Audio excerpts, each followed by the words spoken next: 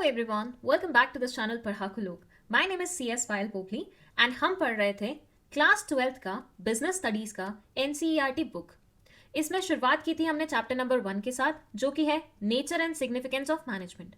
इस चैप्टर की 4-5 videos already release हो चुकी हैं। जिस भी स्टूडेंट ने अभी तक कोई भी स्किप की है, प्लेलिस्ट का लिंक दिया हुआ है डिस्क्रिप्शन बॉक्स में, जाके देख लो। इस चैनल पे मैं 12th क्लास का पूरा सिलेबस कवर करवाने वाली हूँ बिजनेस स्टडीज का, तो फॉलो कर लीजिए इस चैनल को और बेल आइकन को प्रेस कर दीजिए सो दैट जैसे ही कोई वीडियो मैं अपलोड करूँ आपके पास नोटिफिकेशन आ जाए। चलिए अब देखते हैं कि इस वीडियो में हम किस चीज़ के बारे में बात करेंगे। इस वीडियो में हम बात करेंगे मैनेजमेंट के नेचर के बारे में। अब यहाँ पे मेरे पास ना आप लोगों के लिए क्वेश्चन है। आपको क्या लगता है कि ये मैनेजमेंट की कॉन्सेप्ट कब आई है? अभी रिसेंटली 2-4 साल पहले, या 20-30 साल पहले, या 200 साल पहले? क्या लगता है? अगर हम बहुत ही बेसिक लैंग्वेज में बात करें, लेमन्स लैंग्वेज में बात करें, तो मैनेजमेंट का मतलब क्या होता है? मैनेजमेंट का मतलब होता है किसी भी चीज़ को, किसी भी काम को बहुत ही ऑर्गेनाइज्ड और प्लान्ड वे में करना, सो दैट उसमें होने वाला खर्चा कम हो जाए, टाइमली तौर से काम पूरा कंप्लीट हो जाए, ज़्यादा वेस्टेज ना हो। तो ये तो बहुत ही बेसिक चीज़ है। ये तो शायद हम अपने घरों में भी करते हैं। पर क्या घर में जब हम ये सेम काम करते हैं तो हम उसे मैनेजमेंट का नाम देते हैं? आंसर है नहीं। तो मतलब काम हम मैनेजमेंट वाला ही कर रहे हैं, बट नाम नहीं दे रहे क्योंकि हमने बिजनेस स्टडीज नहीं पढ़ा है। यही होता था पुरानी सिविलाइजेशंस में भी। मैनेजमेंट वाला काम अगर देखा जाए तो बहुत पुराना है, सदियों पुराना है। पता नहीं कितने सालों से चला जा रहा है, लोग ये काम कर रहे हैं। लेकिन ये जो फैंसी सा नाम मैनेजमेंट है ना, ये इसे बहुत बाद में मिला है। सो कहा जा सकता है कि मैनेजमेंट बहुत पुरानी कॉन्सेप्ट है, बहुत सदियों से चली आ रही है। इट्स जस्ट कि ये ओवर द टाइम इवॉल्व हुई है। मतलब सोच के देखो ना यार, जब इंसान इवॉल्व हो सकते हैं, बंदर से इंसान बन सकते हैं, तो मैनेजमेंट क्यों नहीं इवॉल्व होएगी ना। तो बस ये मान लो ये सब्जेक्ट भी इवॉल्व हुआ है। बट ये बहुत ही डायनामिक सब्जेक्ट है। ये ना बहुत सारे सब्जेक्ट्स के ऊपर काइंड ऑफ थोड़ा सा ना डिपेंडेंट होता है, लाइक उनसे ड्रॉ करता है डिफरेंट डिफरेंट चीज़ें। तो यहाँ ना हम मैनेजमेंट के एग्जैक्ट नेचर को समझने के लिए आए हैं कि मैनेजमेंट को हम आर्ट मान सकते हैं, या फिर हम मैनेजमेंट को साइंस मान सकते हैं, या फिर हम मैनेजमेंट को प्रोफेशन मान सकते हैं। सो यहाँ अब इस वीडियो में हम मैनेजमेंट को कंपेयर करेंगे आर्ट के साथ, साइंस के साथ और प्रोफेशन के साथ। अब ये कंपैरिजन होगा कैसे कि सबसे पहले तो मैं आपको आर्ट क्या होती है उसके बारे में बताऊंगी, आर्ट में कौन से फीचर्स पाए जाते हैं उसके बारे में बताऊंगी, और फिर बताऊंगी कि क्या मैनेजमेंट में वो सेम फीचर्स पाए जाते हैं कि नहीं। Same goes for science and profession कि पहले इनका मतलब सिखाया जाएगा, फिर इनके फीचर्स बताए जाएंगे, और फिर मैनेजमेंट में इनके कौन से फीचर्स मैच कर रहे हैं उसके बारे में बात होगी, सो दैट हम पता लगा सके कि मैनेजमेंट को इनसे कंपेयर किया जा सकता है, क्या मैनेजमेंट इनके इक्विवेलेंट है कि नहीं है। ठीक है, चलिए तो सबसे पहले समझते हैं कि आर्ट होता क्या है। यहाँ ये बच्चा दिख रहा है आपको? सो ये क्या कर रहा है? ये आर्ट प्रैक्टिस कर रहा है। सो आर्ट इज नथिंग, ये जो डांस, एक्टिंग, या फिर हम बोल सकते हैं ये ड्राइंग वगैरह, ये पेंटिंग बनाना, ये सारी चीज़ें आर्ट्स में आती हैं। तो ये बोलते हैं art is the skilful and personal application of existing knowledge to achieve desired result. ये एक स्किलफुल एक्टिविटी है जिसमें पर्सनल एप्लीकेशन होता है। It can be acquired through study, observation and experience. Since art is concern with personal application of knowledge, some kind of ingenuity and creativity is required to practice the basic principles learn. ये बोलते हैं क्योंकि इसमें personal application required होती है ना, तो थोड़ा बहुत क्रिएटिविटी इंसान की निखर के आती है, या वो रिक्वायर्ड होती है इस चीज़ को प्रैक्टिस करने के लिए। बट आई नो ये थोड़ा सा आपके लिए हैवी हो गया, इसको ना थोड़ा सिंप्लीफाइड वे में समझ लेते हैं। तो वो हम समझेंगे इसके फीचर्स के साथ, वो क्या चीज़ें होती हैं जो आर्ट को आर्ट बनाती हैं। तो पहला फीचर है एग्जिस्टेंस ऑफ थियोरेटिकल नॉलेज। चलो यहाँ पे ना मैं तुम्हें ना अपने बचपन की स्टोरी सुनाती हूँ, मतलब बचपन नहीं, 11th-12th क्लास की बात कर लो। तो 11th में क्या हुआ था ना कि मेरे सारे फ्रेंड्स ना फाइन आर्ट्स ले रहे थे, तो मैंने भी सोचा चलो यार ले लेते हैं, क्या करना है, 2-2 घंटे बैठेंगे फाइन आर्ट्स वाली क्लास में और कुछ भी जग ग्लास रख देंगे वो हमारे सामने, पेंट करना होगा कर लेंगे, बस बढ़िया तरीके से एग्जाम क्लियर हो जाएगा अपना। तो मैं तो मस्ती मस्ती में जाके फाइन आर्ट्स ले आई। अब हुआ क्या, पूरे साल हमने वही किया, 2 घंटे हम चिल मारते थे, इधर बैठते थे उधर बैठते थे, पेंट ब्रश इसको यहाँ धो रहे हैं, वो कर रहे हैं वो कर रहे हैं। और पेपर से 20 दिन पहले हमारी टीचर ने आके हमें एक बुकलेट दी और हमें बोला ये पढ़ लो। और जब मैंने वो बुकलेट खोली, मुझे उससे एक वर्ड नहीं पढ़ते बन रहा था, प्रोनाउंसिएशन नहीं आ रही थी उसकी। And then I was like fine arts में ये भी होता है क्या? तो उस टाइम तो मेरा बुरा हाल हो गया था कि अरे ये भी पढ़ना पड़ेगा क्या। But at the same time मुझे एक चीज़ समझ में आई कि हर आर्ट फॉर्म का कुछ ना कुछ थियोरेटिकल नॉलेज होता ही होता है। तुम डांस सीख लो, तुम्हें पुराने ज़माने में जो डांस चलता था, कैसे डांस इवॉल्व हुआ, डांस के क्या क्या फॉर्म्स हैं, डांस में क्या क्या चीज़ें होती हैं, मुद्रा वुद्रा पता नहीं क्या कुछ, इतना सारा चीज़ें याद करना पड़ता है। अगर तुम ड्राइंग की बात करो, ड्राइंग कहाँ से शुरू हुई थी, लाइक हमारे पास जो बुकलेट आई थी उसमें ये था कि कौन कौन सी केव्स में किस तरह की ड्राइंग मिलती थी, उन ड्राइंग्स के नाम याद रखने थे, लोगों ने जिन्होंने उन्हें ढूंढा उनके नाम याद रखने थे। बुरा हाल हो गया था लिटरली मेरा। हर आर्ट फॉर्म की कोई ना कोई थियोरेटिकल नॉलेज होती ही होती है। फॉर एग्जाम्पल लिटरेचर और डांसिंग, डांसिंग के ऊपर लिटरेचर पूरी है, पब्लिक स्पीकिंग के ऊपर है, एक्टिंग के ऊपर है और म्यूजिक के ऊपर भी है। सो आर्ट में एक थियोरेटिकल नॉलेज बनी हुई है जो हर किसी को पढ़नी पड़ती है अगर वो उस आर्ट फॉर्म के टूवर्ड्स जाता है तो। Now let's talk about second feature, that is personalised application. अच्छा, तुमने कभी इंस्टाग्राम पे वो रील्स देखी है जहाँ पे दो लड़कियां डांस कर रही होती हैं सेम मूव्स की? Like recently I follow 2 girls, Punjabi लड़कियां हैं, वो छोटी छोटी सी हैं, ज़्यादा एज में बड़ी नहीं है, और वो डांस करती हैं पंजाबी गानों पे। मतलब चाहे उनके मूव सेम होते हैं बट स्टिल दोनों का डांस बहुत डिफरेंट दिखता है। एक में ज़्यादा लचक है तो दूसरे का मूव्स करने का तरीका डिफरेंट है, हाथ की मूवमेंट्स मतलब एक की शार्प है तो दूसरे की ऐसी ही है। तो वहाँ से ऐसे लगता है यार चाहे दो इंसान सेम आर्ट परफॉर्म कर रहे हों फिर भी कुछ ना कुछ डिफरेंस नज़र आ जाता है। जैसे हमारे इंडियन क्रिकेट टीम में बहुत सारे प्लेयर्स हैं, सब क्रिकेट अच्छा खेलते हैं, लेकिन फिर भी हर क्रिकेट प्लेयर का खेलने का अपना खुद का एक तरीका है। हम बोलते हैं ना अक्सर कि अरे द्रविड़ सर का तो ऐसा तरीका है खेलने का, अरे सचिन सर तो ऐसे खेलते थे। तो मतलब क्या है कि आर्ट परफॉर्म करने का हर किसी का अपना पर्सनल तरीका होता है, उसमें उनका पर्सनल टच आ जाता है।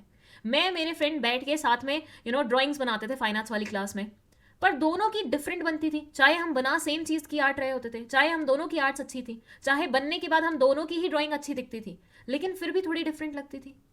अलग से समझ में आ जाता था कि ये वाली ड्राइंग ऐसी है तो वो उसकी है, ये वाली ड्राइंग ऐसी है तो ये मेरी है। सो आर्ट हमेशा पर्सनलाइज्ड एप्लीकेशन के ऊपर बेस्ड होता है। दो डांसर्स, दो स्पीकर्स, दो एक्टर्स, दो राइटर्स चाहे सेम चीज कर रहे हो फिर भी डेमोन्स्ट्रेट करने का उनका डिफरेंट तरीका होगा। अब बात करते हैं तीसरे फीचर के बारे में, that is art is based on practice and creativity. अच्छा, यहाँ पे मुझे एक क्वेश्चन का आंसर बताओ कि जो हमारे सचिन तेंदुलकर सर हैं, क्या वो क्रिकेट के भगवान एक ही दिन में बन गए थे? कि मतलब उन्होंने बैट उठाया, बल्ला घुमाया और बस शान आ गई और बस उनका नाम बन गया, उन्होंने सब सीख लिया एक ही गो में? ऑब्वियसली नहीं, उन्होंने सालों साल प्रैक्टिस किया होगा। व्हाट डू यू थिंक जो हमारे रेमो डिसूजा हैं ये एक ही दिन में डांसर बन गए थे? नहीं यार, उनकी तो स्ट्रगल की स्टोरीज हमने हर शो पे देखी है। एक इंसान को आर्टिस्ट बनने में टाइम लगता है, बहुत सारी प्रैक्टिस लगती है, बहुत सारी इन्वॉल्वमेंट लगती है, अपनी खुद की क्रिएटिविटी इंसर्ट करनी पड़ती है कुछ अलग लाने के लिए। जैसे मैंने आपको बताया पर्सनलाइज्ड एप्लीकेशन होता है, अब उन बंदों ने अपना कुछ नया लाया होगा ना, कुछ अलग लाया होगा जो दूसरों से हटके होगा, तो अपनी खुद की क्रिएटिविटी बीच में इंसर्ट की है। तो आर्ट में ये चीज़ बहुत ज़्यादा ज़रूरी होती है कि ये प्रैक्टिस से आती है। कोई भी एक दिन में बहुत बड़ा पेंटर नहीं बन जाता है, कोई भी एक दिन में बहुत बड़ा खिलाड़ी नहीं बन जाता है, उसको करना पड़ता है ओवर द टाइम वो चीज़। So all art is practical. Art involves the creative practice of existing theoretical knowledge. No doubt art में theoretical knowledge होती है, लेकिन अगर आर्ट को आपको परफॉर्म करना है तो वो प्रैक्टिकल चीज़ है, उसको आपको करके देखना पड़ेगा, उसकी बहुत सारी प्रैक्टिस लगेगी। We know that all music is based on 7 basic notes. हम सबको पता है कि सारे म्यूजिकल नोट्स जो होते हैं वो 7 बेसिक नोट्स के ऊपर फॉर्म्ड होते हैं, वो सारे गामा पाधा नीसा, राइट? तो however what makes the composition of a musician unique or different is his use of these notes in a creative manner. But फिर भी हर म्यूजिशियन का कॉम्पोजिशन इतना डिफरेंट क्यों होता है? वो इन नोट्स के साथ प्ले करता है, खेलता है अपने खुद के वे में, क्रिएटिवली इन्हें इस्तेमाल करता है। यहाँ हमने आर्ट के 3 फीचर्स पढ़े। First is existence of theoretical knowledge, मतलब आर्ट में थियोरेटिकल नॉलेज रहती है। सेकेंड इज पर्सनलाइज्ड एप्लीकेशन, मतलब हर इंसान का आर्ट को परफॉर्म करने का, प्रैक्टिकली करने का तरीका डिफरेंट होता है और ये प्रैक्टिस और क्रिएटिविटी के ऊपर बेस्ड होती है। यहाँ तक हमने आर्ट को अच्छे से समझ लिया है ना। हमारा क्वेश्चन तो डिफरेंट था। हमारा क्वेश्चन तो ये था कि आर्ट क्या मैनेजमेंट से मेल खाता है, क्या मैनेजमेंट में आर्ट जैसे फीचर्स हैं? तो जान लेते हैं। फर्स्ट फीचर की बात करो एग्जिस्टेंस ऑफ थियोरेटिकल नॉलेज में, तो मैनेजमेंट में भी तो थियोरेटिकल नॉलेज होती है, हम सब ने पढ़ी है, पहले से पढ़ते आ रहे हैं फर्स्ट वीडियो से, राइट? और सेकेंड चैप्टर में तो हम बहुत ही डिटेल में प्रिंसिपल्स डिस्कस करने वाले हैं मैनेजमेंट की। तो ये वाला फीचर मैनेजमेंट से बिल्कुल मिलता जुलता है। सेकेंड फीचर है personalised application. Just like art, management में भी हर एक मैनेजर का सिचुएशन को संभालने का अपना खुद का एक तरीका होता है। सारे मैनेजर्स मैनेजमेंट का सेम ज्ञान प्राप्त करते हैं, बट स्टिल जब उसे अप्लाई करने की बारी आती है तो हर मैनेजर का अपना खुद का तरीका होता है उसे अप्लाई करने का। तो ये वाला फीचर भी मैनेजमेंट में पाया जाता है। और जैसे कि आर्ट कोई एक दिन में नहीं सीखता है, आर्ट में प्रैक्टिस की रिक्वायरमेंट होती है, क्रिएटिविटी लगती है, वैसे ही कोई भी इंसान एक दिन में मैनेजर नहीं बन जाता है। उसे मैनेजर बनने के लिए एक्सपीरियंस चाहिए होता है। क्यों कोई भी होटल वाले मैनेजर्स के ऊपर इतना इतना खर्चा करते हैं? क्यों वो कोशिश करते हैं हमारे यहाँ पे एक्सपीरियंस्ड मैनेजर आए, कोई फ्रेशर नहीं आए? क्योंकि एक्सपीरियंस मैनेजर जो होगा वो सीखा होगा डिफरेंट डिफरेंट सिचुएशन से, उसने अलग अलग सिचुएशंस को अपनी आंखों से देखा है, फील किया एंड देन एनालाइज करके उसमें कैसे एक्ट करना है, उसके कॉन्सिक्वेंसेस देखे होंगे, तो वो बहुत सारा इनपुट लेके आएगा जो कि आगे की सिचुएशन को हैंडल करने में मदद करेगा ऑर्गेनाइजेशन की। तो येस इंडीड, ये वाला प्रोविजन भी, ये वाला फीचर भी आर्ट का मैनेजमेंट से मिलता जुलता है। अब क्वेश्चन उठता है कि क्या हम मैनेजमेंट को आर्ट बोल सकते हैं? तो भाई यहाँ पे 3 टिक देख रहे हैं तुम्हें, तो ऑब्वियसली तुम बोल सकते हो। सो इसका आंसर है yes, management is an art. यहाँ पे हमारा फर्स्ट पार्ट कंप्लीट होता है इस वीडियो का। Now let's move to the second part, जहां हम मैनेजमेंट को साइंस से कंपेयर करने वाले हैं। Now what is science? Science का मतलब होता है it's a systematized body of knowledge that explains certain general truths और the operation of general laws.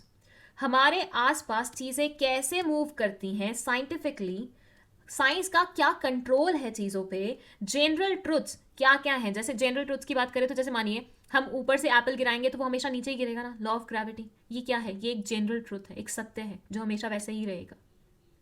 अब साइंस को भी और डिटेल में समझना है तो इसके फीचर्स जान लेते हैं। तो शुरुआत करते हैं हम हमारे फर्स्ट फीचर के साथ। अब देखो, हम सब ने बचपन में कहीं ना कहीं लॉ ऑफ ग्रेविटी के बारे में पढ़ा है कि भाई ऊपर से कोई चीज़ गिराओ तो वो हमेशा नीचे की तरफ ही गिरती है, राइट? तो ये क्या है? ये एक नॉलेज है जो कि इकट्ठी हुई साइंस के अंदर। तो साइंस एक सिस्टमैटिक बॉडी है नॉलेज का, मतलब इसमें भी एक प्रॉपर नॉलेज पाई जाती है। बहुत सारे प्रिंसिपल्स हैं। यहाँ तो मैंने आपको बस एक ही का एग्जाम्पल दिया लॉ ऑफ ग्रेविटी का, क्योंकि उसके अलावा मुझे कुछ याद नहीं आ रहा था, क्योंकि मैं कॉमर्स स्टूडेंट हूँ, ठीक है? तो ऐसे बहुत सारे प्रिंसिपल्स हैं, बहुत सारी ऐसी थियोरीज हैं जो कि हमें साइंस ने सिखाई है। तो साइंस में थियोरेटिकल नॉलेज होती है। सेकेंड जो है फीचर वो है प्रिंसिपल्स बेस्ड ऑन एक्सपेरिमेंटेशन। ये बोलते हैं कि जो ये साइंस के प्रिंसिपल्स है ना, ये कैसे एग्जिस्टेंस में आए। ये एग्जिस्टेंस में आए ऐसे कि कुछ बुद्धिजीवी लोग थे, उन्होंने बैठ के उन्होंने चीज़ों को ऑब्जर्व किया तो उन्होंने कुछ नोटिस किया। जब उन्होंने वो चीज़ नोटिस करी तो उनको समझ में आया कि ऐसा कुछ हो रहा है। जैसे एक इंसान था पेड़ के नीचे बैठा, उसके सर पे एप्पल गिरा तो उसने वो चीज़ ऑब्जर्व की, नोटिस की, तो उसने फिर उस चीज़ को एक्सपेरिमेंट करके देखा। अलग अलग जगहों में, कंट्रोल्ड एनवायरनमेंट्स में उसने हर जगह एक चीज़ ऊपर से नीचे गिराने की कोशिश की और नोटिस किया हमेशा ऊपर से चीज़ नीचे ही गिर रही थी। तो उसने लॉ ऑफ ग्रेविटी का प्रिंसिपल ला दिया। तो साइंस के जो प्रिंसिपल्स हैं ना, वो ऑब्जर्वेशंस पे और एक्सपेरिमेंटेशंस पे बेस्ड हैं। कुछ लोगों ने बैठ के चीज़ें ऑब्जर्व की, जब ऑब्जर्व की तो उन्होंने फिर एक्सपेरिमेंट करके देखा और एक्सपेरिमेंट करने के बाद जो रिजल्ट्स निकले उनसे उन्होंने ये पर्टिकुलर प्रिंसिपल्स एग्जिस्टेंस में ला दिए। तो it says scientific principles are first developed through observation and then tested through repeated experimentations. पहले ऑब्जर्व किया, फिर बार बार टेस्ट किया उसको रिपीटेड एक्सपेरिमेंटेशन करके कंट्रोल्ड एनवायरनमेंट्स में, और जब सेम रिजल्ट्स आए तो उन्होंने माना हमेशा ऐसा ही होता है। तीसरा पॉइंट है यूनिवर्सल वैलिडिटी। ये बोलते हैं H2 को O में इंडिया में मिलाओगे तब भी पानी ही बनेगा, और H2 को O में US में मिलाओगे तब भी पानी ही बनेगा। कहने का मतलब ये है कि जो साइंस के प्रिंसिपल्स है ना, तुम कहीं पे भी अप्लाई कर लो, हमेशा सेम वे में अप्लाई होंगे और सेम वे में ही रिजल्ट करेंगे। कोई गैस दूसरी गैस से मिलके कुछ डिजास्टर क्रिएट करती है तो वो गैस हर जगह ही दूसरी गैस से मिलके डिजास्टर क्रिएट करेगी। तो साइंस के जो प्रिंसिपल्स हैं उनकी यूनिवर्सल वैलिडिटी है और वो यूनिवर्सली अप्लाई भी किए जा सकते हैं। अब ये तो हो गए साइंस के features. Now let's compare it with management के फीचर्स। तो देखिए, अगर हम बात करते हैं हमारे फर्स्ट पॉइंट के बारे में, सिस्टमैटिक बॉडी ऑफ नॉलेज, तो यस, हमने अभी थोड़ी देर पहले आर्ट में भी सेम चीज़ पढ़ी थी और वहाँ हमने बताया था कि मैनेजमेंट में भी थियोरेटिकल नॉलेज होती है। मैनेजमेंट के भी खुद के कुछ प्रिंसिपल्स हैं। तो यस, मैनेजमेंट में थियोरेटिकल नॉलेज है। सो ये वाला पॉइंट टिक होता है। फिर बात आती है प्रिंसिपल्स बेस्ड ऑन एक्सपेरिमेंटेशंस। देखिए, मैनेजमेंट में भी लोगों ने ऑब्जर्व किया कुछ चीज़ों को, मैनेजमेंट में भी लोगों ने ऑब्जर्व करके उस चीज़ को एक्सपेरिमेंट करके देखा। तो ऑब्जर्वेशन तक तो सही था, लेकिन जब एक्सपेरिमेंट करा तो क्योंकि मैनेजमेंट ह्यूमन बीइंग से डील करती है और ह्यूमन बीइंग्स का तो आपको पता ही है, सेम इंसान भी दो सेम सिचुएशंस में डिफरेंट टाइम्स में डिफरेंट वे में एक्ट कर सकता है। मेरी फ्रेंड मुझे स्टोरी सुना रही है, आज वो मुझे स्टोरी सुना रही है, आज मुझे सुनने में बहुत अच्छी लग रही है, लेकिन कल वो मुझे सेम स्टोरी सुना रही है, लेकिन कल मुझे वो बहुत इरिटेटिंग लग रही है। हो सकता है ना, ह्यूमन बींग्स के अराउंड तो सारी चीज़ें उनके मूड के अकॉर्डिंग घूमती हैं, राइट? तो लोग किस वे में रिएक्ट करेंगे वो तो हमेशा वेरी करेगा। भाई हमने तो एक्सपेरिमेंट करके देख लिया, लेकिन हर बार अलग अलग इंडिविजुअल्स या सेम इंडिविजुअल भी डिफरेंट डिफरेंट सिचुएशन में डिफरेंट डिफरेंट वे में रिएक्ट कर रहा था, तो मतलब यहाँ पे सेम रिजल्ट तो नहीं आएंगे। सो ये बोलते हैं कि हम मानते हैं कि मैनेजमेंट में भी कुछ प्रिंसिपल्स होते हैं, कुछ जनरल प्रिंसिपल्स हैं जिनके बारे में हम सेकंड चैप्टर में पढ़ने वाले हैं, लेकिन वो प्रिंसिपल्स जब अप्लाई किए जाते हैं तो यूजुअली उसका सेम रिजल्ट नहीं निकलता है। और उसका रीजन सिंपल ये है कि मैनेजमेंट ह्यूमन बीइंग से डील करती है जिनको खुद ही नहीं पता होता कि उनको चाहिए क्या, तो वो तो क्या ही सेम रिजल्ट देंगे। तो ये वाला फीचर आधा हाँ आधा ना में चला गया। और फिर बात की जाए यूनिवर्सल वैलिडिटी, तो देखिए मैनेजमेंट के जो प्रिंसिपल्स होते हैं वो हम यूजुअली अप्लाई करते हैं सिचुएशन को देख के। मैनेजमेंट के प्रिंसिपल्स के बारे में बेस्ट बात यही होती है कि वो बहुत फ्लेक्सिबल है। वो साइंस के प्रिंसिपल्स की तरह रिजिड नहीं है कि साइंस के प्रिंसिपल ने ऐसा बोला तो ऐसा ही होगा। मैनेजमेंट के प्रिंसिपल्स बहुत फ्लेक्सिबल होते हैं। अगर उनको लगता है नहीं अब अभी गिवन सिचुएशन ऐसी है जहां पे हमें ऐसे नहीं थोड़ा सा इसको ट्विस्ट करके अप्लाई करना चाहिए, तो आप वो कर सकते हैं। तो इसकी यूनिवर्सल एप्लीकेशन सेम वे में नहीं होती है, डिफरेंट डिफरेंट वे में होती है अकॉर्डिंग टू द सिचुएशन। तो ये वाला पॉइंट तो बिल्कुल ही मैच नहीं करता। तो अब अगर हम एनालाइज करें मैनेजमेंट को एज अ साइंस माने कि नहीं माने, तो देखिए एक पॉइंट बिल्कुल मैच कर रहा है, एक पॉइंट बिल्कुल मैच नहीं कर रहा, और एक पॉइंट ऐसा है जो आधा मैच कर रहा है आधा मैच नहीं कर रहा। तो अब फिर क्या माने इसको? फिर इसको मान लेते हैं कि मैनेजमेंट इन एग्जैक्ट साइंस है। मतलब पूरी पूरी साइंस नहीं है, क्योंकि पूरी पूरी साइंस तब बनती जब ये दोनों भी टिक होते हैं, बट यहाँ पे आधा ये टिक नहीं हुआ पूरा ये टिक नहीं हुआ, तो हम मैनेजमेंट को साइंस तो नहीं बोल सकते। तो हम मैनेजमेंट को क्या बोल सकते हैं? हम इसे इन एग्जैक्ट साइंस बोलते हैं, हम इसे इम्प्योर साइंस बोलते हैं। This is normal science which is pure science, और मैनेजमेंट प्योर साइंस नहीं होती है, वो इन एग्जैक्ट साइंस होती है, या फिर हम बोल सकते हैं वो सोशल साइंस होती है। रीजन बीइंग वो लोगों से डील कर रही है। सो आर्ट के साथ कंपेयर करके देख लिया तो हाँ माना कि मैनेजमेंट आर्ट है। साइंस के साथ कंपेयर करके देख लिया तो माना कि साइंस पूरा पूरा नहीं है, इन एग्जैक्ट वे में। तो चलो अब प्रोफेशन के साथ भी इसको कंपेयर कर लेते हैं। अब देखो प्रोफेशन होता क्या है। ये जो डॉक्टर्स, लॉयर्स या सीएस हमारे आसपास होते हैं, ये सारे प्रोफेशनल्स ही तो हैं। तो ये जो कर रहे हैं उसी को तो हम प्रोफेशन बोलते हैं। तो profession is well defined body of knowledge. यहाँ पे proper well defined body of knowledge होती है, मतलब अच्छे से सब कुछ सिखाया जाता है, अच्छे से सब कुछ बताया जाता है। रिस्ट्रिक्टेड एंट्री, और इसमें रिस्ट्रिक्टेड एंट्री होती है, कैसे उसके बारे में बात करेंगे अभी हम। Having some professional association usually done for service motive. यहाँ पे वो सारे फीचर्स मेंशन हो गए जिनके बारे में अभी हम बात करने वाले हैं, तो डायरेक्टली हम फीचर्स पे ही चले जाते हैं। यहाँ देखिए फर्स्ट है well defined body of knowledge. भाई देखो मुझे बनना था सीएस, मैंने पढ़ाई की सीएस की, कॉमर्स की, कॉमर्स में फिर आगे चल के सीएस की। किसी को बनना होता है लॉयर तो वो पढ़ाई करता है एलएलबी की। किसी को बनना होता है डॉक्टर तो वो पढ़ाई करता है एमबीबीएस की। किसी को बनना होता है इंजीनियर तो वो पढ़ाई करता है बीटेक की, पर उसका कुछ लेना देना नहीं है यहाँ पे अपन को। तो बेसिकली जितने भी प्रोफेशंस हैं उन सब की कोई ना कोई परफेक्ट बॉडी ऑफ नॉलेज बनी हुई है। So it says all professions are based on well-defined body of knowledge that can be acquired through instruction. इस knowledge को हम gain कर सकते हैं instruction के through. Second है restricted entry. अब देखो भाई मैं CS हूँ, ठीक है, तो क्या मैंने बोला मुझे CS बनना है और मैं बन गई, ऐसा हुआ? Obviously नहीं। मुझे CS बनने के लिए ICSI के एग्जाम्स क्लियर करने पड़े। एग्जाम्स मैंने क्लियर किए तो मुझे ICSI ने CS का टैग दे दिया। कल कोई इंसान बोले मुझे डॉक्टर बनना है, तो भाई उसके नाम के आगे डॉक्टर लगा देंगे तो वो डॉक्टर बन जाएगा? ऑब्वियसली नहीं, उसे एमबीबीएस पढ़ना पड़ेगा या फिर पीएचडी करनी पड़ेगी शॉर्टकट वाला डॉक्टर बनना है तो। कल कोई इंसान बोले मुझे लॉयर बनना है, तो बस नाम के आगे लॉयर बना देंगे, या वो राजा बाबू वाला फोटो खिंचवा लेंगे लॉयर वाले सूट में, बस बन गए लॉयर, वैसा रहेगा? तो आंसर है नहीं, उसको एलएलबी करनी पड़ेगी। एलएलबी करके बार काउंसिल में मेंबरशिप लेनी पड़ेगी। तो हर प्रोफेशन में रिस्ट्रिक्टेड एंट्री होती है, आपको कुछ ना कुछ करना पड़ता है in order to get that particular professions initials in front of your name. तो the entry to a profession is restricted through an examination और थ्रू एक्वायरिंग एजुकेशनल डिग्री। या तो आपको एजुकेशनल डिग्री लेना पड़ता है, जैसे एमबीबीएस की डिग्री ले ली या एलएलबी की डिग्री ले ली, या फिर आपको एग्जाम्स क्लियर करने पड़ते हैं जैसे सीएस में होता है या सीएमए में होता है। देन नेक्स्ट है प्रोफेशनल एसोसिएशन। अब देखिए जैसे लॉ वाले लोग हैं जो, उनके लिए बार काउंसिल बना हुआ है। जैसे सीएस है उनके लिए आईसीएसआई बना हुआ है। जैसे सीए है उनके लिए ICAI बना हुआ है। तो हर प्रोफेशन का ना अपना एक एसोसिएशन होता है जो उसके लिए रूल्स बनाता है, जो उसको मेंबरशिप देता है, जो उससे पैसे चार्ज करता है, या फिर जो उसके लिए कुछ ना कुछ कोड ऑफ कंडक्ट क्रिएट करता है, तैयार करता है। So it says all professions are affiliated to a professional association which regulates entry, grants certificate of practice and formulates enforces a code of conduct. फिर बात आती है next, ethical code of conduct. Code of conduct का मतलब होता है how you will conduct your self, उसके लिए रूल्स बनाए जाते हैं। जैसे हमारे CS में होता है कि अगर आप अपने एडवर्टीजमेंट कर रहे हैं तो आप बहुत ज़्यादा बड़ा बोर्ड नहीं लगा सकते। आपको अगर कोर्ट में एंट्री लेनी है तो आपको एक पर्टिकुलर ड्रेस कोड में ही जाना पड़ेगा वहाँ पे। आप कभी भी ऐसे काम नहीं कर सकते जो कि आपकी ICSI की गरिमा को पार करते हैं। तो ये कुछ कोड ऑफ कंडक्ट बनाए हुए हैं जो उन प्रोफेशनल्स को हमेशा फॉलो करने पड़ते हैं।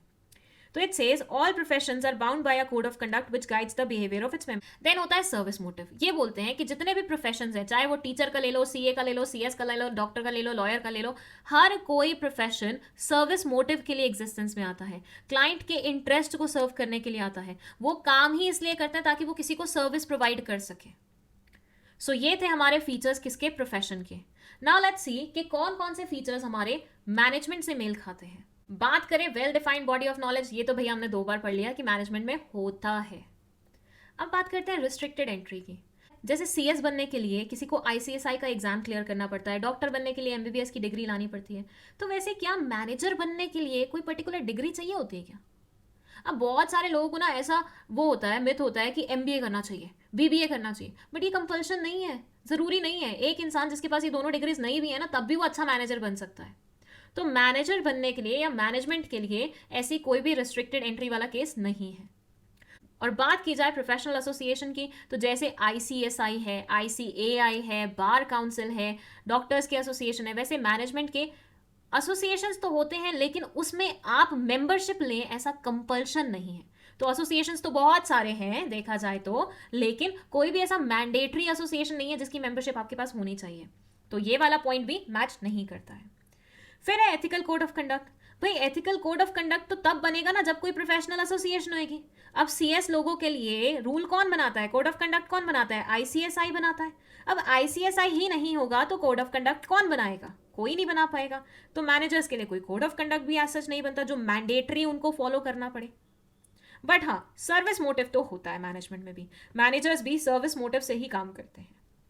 सो अब अगर एनालाइज किया जाए, मैनेजमेंट को कंपेयर किया जाए प्रोफेशन के साथ, तो आप खुद देख सकते हैं टोटल 5 पॉइंट्स थे मैनेजमेंट के फीचर्स के, और उनसे सिर्फ 2 ही पॉइंट्स मैच कर रहे हैं हमारे मैनेजमेंट के। तो मतलब 3 नहीं कर रहे, मेजॉरिटी नहीं में आ गया। तो क्या अब तुम मैनेजमेंट को प्रोफेशन बोल पाओगे? किस मुंह से बोलोगे? बिल्कुल भी नहीं बोल पाओगे, क्योंकि 3 मेजॉरिटी पॉइंट्स तो मैच ही नहीं किए। ठीक है, सो फाइनली हमने क्या सीखा? हमने ये सीखा कि मैनेजमेंट को आर्ट बोला जा सकता है, मैनेजमेंट को इन एग्जैक्ट साइंस बोला जा सकता है, लेकिन मैनेजमेंट को प्रोफेशन नहीं बोला जा सकता।